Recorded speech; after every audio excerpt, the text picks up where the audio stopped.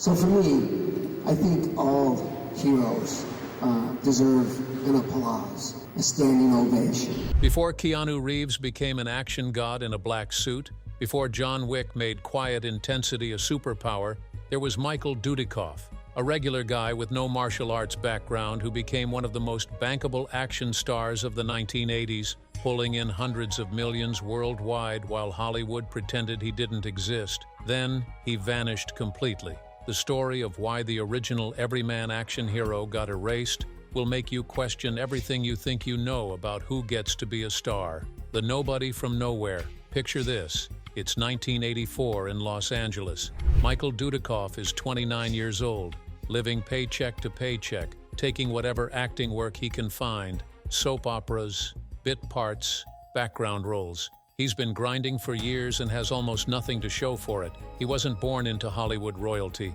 He didn't train in martial arts since childhood. He wasn't a bodybuilder or a fighter or an athlete with a built-in story. He was just a guy from Torrance, California, born July 1st, 1954, trying to make it in an industry that chewed up thousands of hopefuls, just like him every single year. His father worked as a comptroller. His mother was a housewife. Nothing glamorous, nothing that opened doors. Dudikoff grew up in Redondo Beach, went to high school, and by the late 70s was modeling to pay bills. Not high fashion, catalog work, department store ads, the kind of anonymous faces you flip past without noticing. He had the look. 6 feet tall, dirty blonde hair, blue eyes, classic American features. But in Hollywood, having the look is the cheapest currency. Everyone has the look. He took acting classes, studied the craft, showed up to every audition, and got rejected constantly. Small parts came here and there, an episode of Dallas, a tiny role in a forgettable TV movie. In 1981, he appeared in something called Making the Grade. Nobody remembers it. In 1982, he was in a film called Tron as an arcade player. No lines, just standing there while Jeff Bridges saved the world. By 1984, Dudikoff was reaching the breaking point most actors hit, when they realize the dream isn't coming true. You're almost 30. You've given it everything. You're still broke, still nobody, still wondering if you should just quit and get a real job. His agent kept sending him out. He kept showing up, but nothing stuck. Then the phone rang. Canon Films was in crisis. They'd greenlit an action movie called American Ninja, set to shoot in the Philippines. The star they'd signed, a martial artist with real credentials, had walked away at the last minute. Filming was supposed to start in weeks. They needed someone immediately, someone who looked the part, someone cheap, someone desperate enough to say yes without asking too many questions. They called Dudikoff's agent. Would he audition? Dudikoff showed up not knowing anything about martial arts, not understanding what he was walking into. He read some lines, threw a few awkward punches. Director Sam Furstenberg looked at him and saw something nobody else had seen. Not a martial artist, not even really an actor yet, just a guy who could become whatever the camera needed him to be. They offered him the role on the spot. The phone call that changed everything. Here's where it gets wild. Dudikoff had never trained in martial arts. Not a single class. He wasn't a black belt, wasn't a kickboxer, had never competed in anything. Canon Films was about to make him the star of a martial arts action film, and he couldn't throw a proper kick to save his life. In any other situation, this would be insane. But Canon Films wasn't any other studio. They were run by Israeli cousins Menahem Golan and Yoram Globus, two men who operated on instinct, hustle, and a complete disregard for conventional Hollywood wisdom. Their philosophy was simple: make movies fast, make them cheap, sell them everywhere, and don't overthink it. They'd churn out action films in weeks, sell the distribution rights before the film even finished shooting, and move on to the next project before anyone realized what they'd watched. It was guerrilla filmmaking at its most ruthless, and it worked. Canon Films was pumping out hits, while major studios overthought every decision. When Dudikoff landed in the Philippines for American Ninja, he had maybe 2 weeks of crash course martial arts training. That's it. 2 weeks to learn how to look like he'd been fighting his entire life. The stunt team, led by coordinators who'd worked on dozens of Hong Kong action films, had to build everything around him. Every fight scene was choreographed to hide his limitations. Quick cuts, camera angles that made basic moves look devastating. stunt doubles for the complex sequences. But here's the thing, Dudikoff was smart. He watched, he learned, he absorbed everything the stunt team threw at him. And he had something you couldn't teach: screen presence.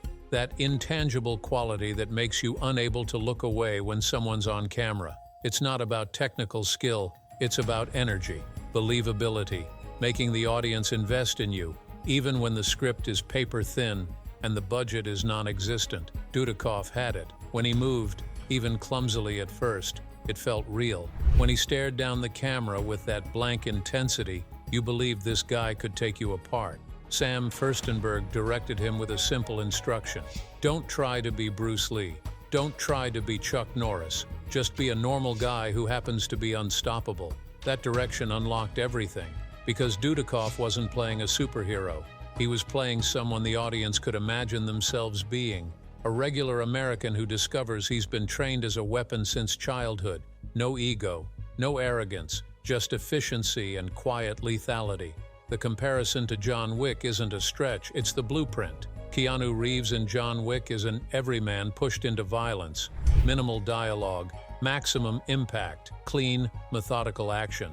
Dudikoff's Joe Armstrong in American Ninja was the exact same character 3 decades earlier. The difference? Dudikoff got stuck at Canon films while Reeves had the entire Hollywood machine behind him. American Ninja, the film Hollywood didn't believe in. American Ninja hit theaters on August 30th, 1985. Budget under $1 million. Brutal shooting schedule. Minimal special effects. The plot was straightforward. A U.S. Army private in the Philippines discovers he was raised by a Japanese ninja master. Now he's got amnesia and has to fight an arms-dealing colonel using a private ninja army. It wasn't Shakespeare. It wasn't trying to be. Critics destroyed it. Variety called it cheap exploitation. The New York Times didn't even bother reviewing it. Major media dismissed it as another disposable action flick from the studio that cranked them out like fast food. But something unexpected happened. Audiences didn't care what critics thought. They showed up, and they kept showing up. American Ninja opened in limited release and exploded. Over $10 million domestically on a $1 million budget. But the real story was international. The film became a phenomenon in Europe, Asia, and Latin America. In some countries, it outgrossed major Hollywood releases. Video rentals went through the roof. Kids wanted to be Joe Armstrong. Adults loved the straightforward action. What made it work when dozens of other low-budget martial arts films failed? Dudikoff. He wasn't playing a character with a tragic backstory requiring 20 minutes of exposition. He wasn't cracking jokes or showboating. Joe Armstrong was a mystery even to himself. Quiet, efficient, lethal without being cruel. When he fought, it was because he had to, not because he wanted to prove anything.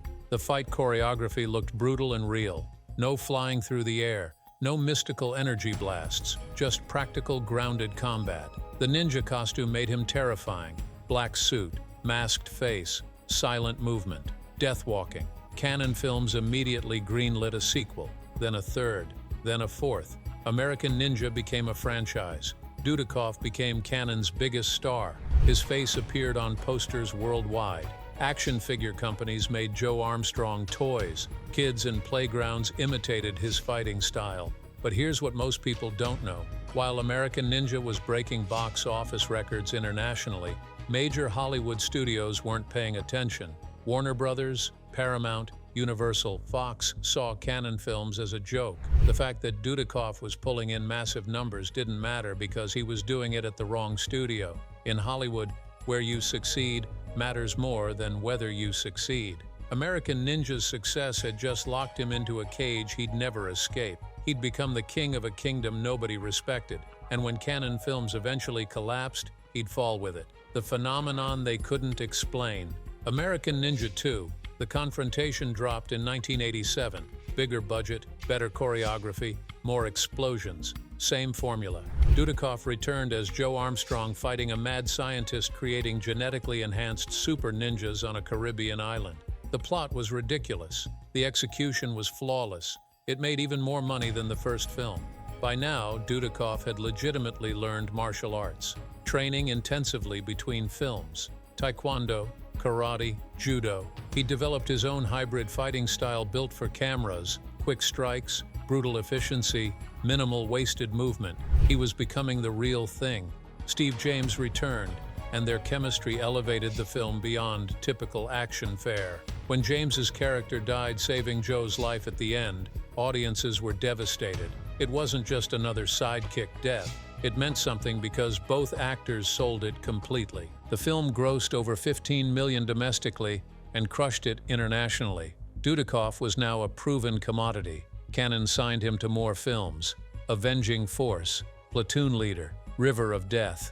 He was working constantly, sometimes shooting multiple films back to back. And here's the thing nobody talks about. Dudikoff was good, not just serviceable, actually good. He brought naturalism to roles that could have been one-dimensional. In Avenging Force, he showed range, fear, vulnerability, rage. He wasn't just a killing machine. He was a human being trapped in impossible situations. But Hollywood's major studios never came calling. While Jean-Claude Van Damme was getting universal backing for Bloodsport and Kickboxer, while Steven Seagal was signing seven-figure deals with Warner Brothers, Dudikoff stayed at Canon.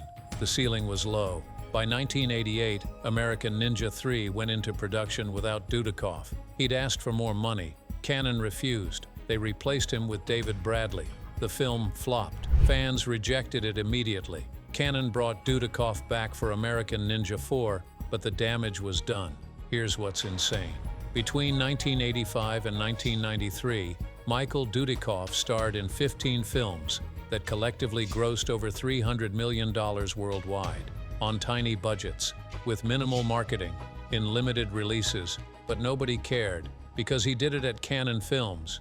And in Hollywood, doing something incredible at the wrong place is worse than doing nothing at all. The Canon Films trap. To understand why Dudikoff's career died, you need to understand what happened to Canon Films. Menahem Golan and Yoram Globus had built an empire on speed and volume. At their peak in the mid-1980s, they were producing 40 films a year. Some were hits. Most were cheap filler designed to recoup costs through international pre-sales and video rentals. The business model worked until it didn't. By 1987, Canon had expanded too aggressively. They'd bought theater chains, purchased production facilities, invested in big-budget films that bombed spectacularly.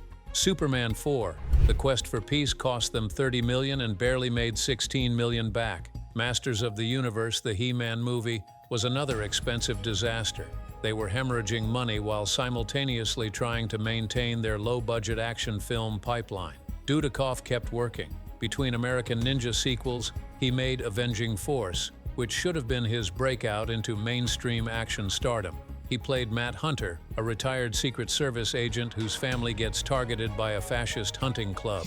The film was dark, brutal, and featured some of the best action choreography Canon had ever produced. It was also a financial disappointment because Canon couldn't afford to market it properly. They released it in limited theaters, then dumped it to video. Another potential franchise starter wasted. The same thing happened with Platoon Leader. Released in 1988 while Oliver Stone's Platoon was still dominating cultural conversations about Vietnam, Dudikoff's film got buried. It was actually good, a gritty, ground-level look at the war through the eyes of a young lieutenant in over his head. Dudikoff played against type, showing fear and inexperience rather than invincibility. Critics who saw it praised his performance. Almost nobody saw it. By 1989, Canon Films was in financial freefall. Golan and Globus were fighting. Their partnership, which had built the company, was fracturing. In December 1989, Menahem Golan left to start his own production company, 21st Century Film Corporation. Yoram Globus stayed with Canon, but the company was essentially dead. Debt had crushed them. They filed for bankruptcy in 1993, and the entire catalog of films got sold off to pay creditors. For Dudikoff, this was catastrophic. He was contracted exclusively to Canon. When the studio collapsed, his career collapsed with it. He didn't have the industry connections to jump to another major studio. His agent couldn't get meetings with Warner Brothers or Paramount because those studios saw Canon Films as a joke. The fact that Dudikoff had starred in some of the highest-grossing action films of the late 1980s didn't matter. He was tainted by association. Meanwhile, Jean-Claude Van Damme, who'd also started at Canon with Cyborg and Kickboxer, managed to escape. Van Damme had the Belgian accent, the splits, the physique. He was marketable in a way Dudikoff apparently wasn't.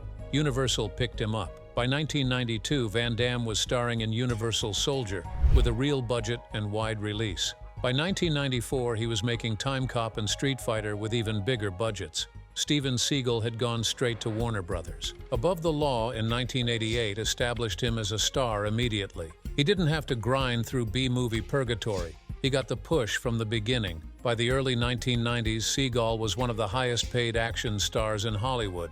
And Dudikoff? He was making direct-to-video films for whatever tiny production companies would hire him. His name still had value internationally, but in America he'd been forgotten. Not because he lacked talent, not because his films weren't successful, but because his studio died and Hollywood decided he wasn't worth saving. The cruelest part? In 1994, Canon Films' entire library, including all the American Ninja films, got purchased by MGM for pennies on the dollar. MGM made millions re-releasing them on VHS and eventually DVD. Michael Dudikoff, whose face sold those films, saw almost nothing from those sales. He'd been paid up front when Canon was still solvent. Now that the films were generating new revenue under a major studio banner, he wasn't entitled to anything. He'd starred in one of the most successful action franchises of the 1980s, and he was broke, forgotten, erased. The system had chewed him up and moved on. When your studio dies, so do you. By the mid-1990s, Dudikoff was working in the purgatory, where actors go to disappear. Direct-to-video action films with budgets under $2 million.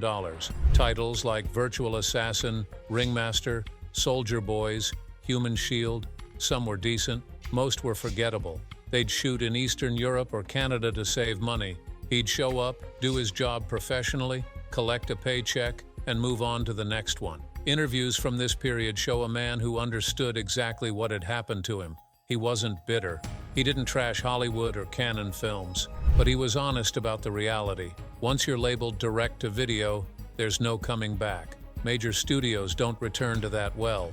You're categorized, filed away, forgotten. In a 1996 interview with a martial arts magazine, Dudikoff said something that cuts deep. "I'm proud of what I've done. American Ninja meant something to a lot of people, but Hollywood operates on trends and luck as much as talent. I was in the right place at the right time, and then I wasn't anymore. That's the business." He kept working through the late 90s and early 2000s. The films got worse. Budgets got smaller. Releases became more obscure. By 2005, he'd essentially retired from acting. He moved out of Los Angeles, stepped away from the industry entirely. No farewell tour, no press releases, just gone. His personal life became his priority. He married, had children, focused on being present in ways Hollywood never allows. Friends who stayed in touch described him as remarkably well-adjusted for someone who'd experienced that level of career whiplash. He didn't spend decades chasing a comeback. He didn't try to force Hollywood to remember him. He just lived his life. Meanwhile, the films he'd made in the 1980s kept finding new audiences. VHS gave way to DVD, DVD gave way to streaming. American Ninja showed up on Netflix, Amazon Prime, YouTube. A whole new generation discovered them. Comment sections filled with people shocked they'd never heard of Michael Dudikoff. Who is this guy?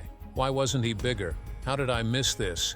Nostalgia content creators on YouTube started making retrospectives. American Ninja fight scenes got broken down and analyzed. Film historians began reassessing Canon Films' output, recognizing that beneath the cheap production values was genuine innovation, and at the center of it all was Dudikoff, the everyman action hero who'd been doing the John Wick formula 30 years before John Wick existed.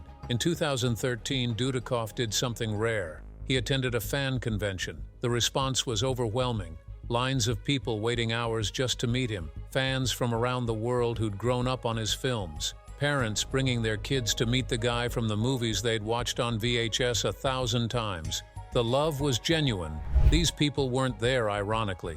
They weren't mocking the films. They genuinely loved what he'd created. One fan asked him the question everyone wanted answered. "Do you regret how things turned out? Would you do it differently?" Dudikoff smiled that same quiet smile from the films. "I got to make movies for 15 years. I got to travel the world. I met incredible people. I had experiences most people only dream about. Would I have liked to star in a $100 million blockbuster? Sure, but I'm not going to spend my life mourning what didn't happen. I'm grateful for what did. That answer tells you everything about why Michael Dudikoff never became the bitter cautionary tale Hollywood expected him to be. The comparison that haunts everything. Let's talk about John Wick. When the first film hit in 2014, critics praised it for revolutionizing action cinema. Keanu Reeves playing a quiet, efficient killer who just wants to be left alone. Minimal dialogue, maximum violence, clean, methodical choreography. A protagonist you could imagine yourself being. Sound familiar? Joe Armstrong in American Ninja was doing that exact character 30 years earlier. Quiet, mysterious, efficient, no ego, no showboating. Just a man with a specific set of skills forced into violence. The comparison isn't superficial, it's structural. Both characters are blank slates that let audiences project themselves into the action. Both films prioritize practical choreography over CGI spectacle. Both heroes operate with robotic precision that makes them terrifying. The difference isn't quality, it's context. John Wick had Lionsgate behind it. Real marketing, wide theatrical release, a director in Chad Stahelski who understood action cinema, a budget for extended fight sequences with proper camera work. Keanu Reeves had decades of goodwill from The Matrix and Speed. The industry was ready to embrace him. Dudikoff had none of that. He had Canon films, a $1 million budget, 3 weeks to shoot, and an industry that dismissed everything his studio produced.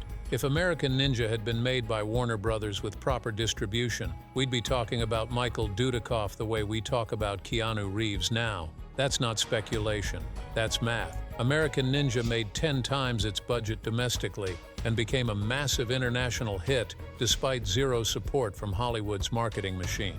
With real studio backing, it could have been one of the biggest action films of the 1980s. Here's what makes it painful. Keanu Reeves, before John Wick, had spent years in career limbo. After the Matrix sequels underperformed and 47 Ronin bombed, Hollywood had written him off. Then John Wick came along at exactly the right moment, and suddenly he was a legend again. Dudikoff never got that moment. His window closed when Canon collapsed, and it never reopened. Hollywood had moved on. The industry had decided his time was over. That's the tragedy. Not that he failed, but that he succeeded and nobody cared. The disappearance. After 2005, Michael Dudikoff effectively vanished from public life. No social media presence, no interviews, no convention appearances, except that rare one in 2013. He'd moved with his family to somewhere quiet, raised his kids away from Hollywood's chaos. By all accounts, he was happy, content, living the life he wanted instead of chasing the life the industry told him he should want. For years, fans speculated. Some thought he'd died and nobody reported it. Others assumed he'd burned bridges and been blacklisted. Conspiracy theories popped up on internet forums. The truth was far simpler and more human. He'd just walked away, chosen family and privacy over fame and recognition. In rare interviews given years later, Dudikoff revealed that Hollywood's rejection hadn't crushed him because he'd never tied his identity to stardom. Acting was something he did, not something he was. When the work stopped being fulfilling, he stopped doing it. No drama, no meltdown, just a quiet exit. That's what separates him from so many action stars of his era. Jean-Claude Van Damme spiraled into drug addiction and public breakdowns trying to maintain relevance. Steven Seagal became a parody of himself, making increasingly ridiculous direct-to-video films while claiming to be a CIA operative. Chuck Norris leveraged his fame into right-wing political activism. Wesley Snipes went to prison for tax evasion. Dudikoff just lived his life. His children didn't grow up with a father desperate to reclaim past glory. They grew up with a dad who was present, stable, and focused on them. That's the real victory Hollywood never acknowledges. You can lose the career and still win at life. Dudikoff understood that long before most actors figure it out. In 2023, a podcast dedicated to 1980s action films tracked Dudikoff down for an interview. He was gracious, funny, and reflective. He talked openly about his time at Canon Films, about the chaos of shooting in the Philippines, about working with Steve James and how his death in 1993 from pancreatic cancer devastated him, about watching his career evaporate when Canon collapsed. But he also talked about gratitude. How many people get to star in films that meant something to audiences? How many actors get to create characters that kids imitated in playgrounds? He'd achieved more than most actors ever do. The fact that Hollywood didn't reward him with A-list status didn't diminish what he'd accomplished. Near the end of the interview, the host asked if he'd ever consider acting again. Dudikoff paused, then smiled. If the right project came along, maybe, but I'm not holding my breath. Hollywood moves on. That's what it does. I moved on too. I'm at peace with how things turned out. That peace is what makes his story different from the usual rise and fall narrative. He didn't crash and burn. He landed softly. And that quiet dignity is more powerful than any comeback could ever be. The legacy Hollywood buried. Here's what nobody wants to admit. Michael Dudikoff was a legitimate movie star who deserved better. Not because of potential, because of results. He headlined films that made hundreds of millions worldwide. He created an iconic character that influenced action cinema for decades. He brought naturalism and restraint to a genre that rewarded excess. He proved you didn't need a bodybuilder physique or tournament championships to be a believable action hero. You just needed presence, intelligence, control. The John Wick comparison isn't hyperbole, it's historical accuracy. Everything audiences loved about John Wick in 2014, they loved about Joe Armstrong in 1985. The quiet professionalism, the reluctant violence, the sense of watching someone broken and rebuilt into a weapon. Dudikoff embodied that 3 decades before Keanu Reeves made it cool again, but he was at Canon Films. Hollywood never forgave him for succeeding at the wrong studio. Talent matters less than timing. Results matter less than context. You can be objectively successful and still get erased if you're not successful in the right places. Today, Dudikoff is 70, living quietly, raising his family.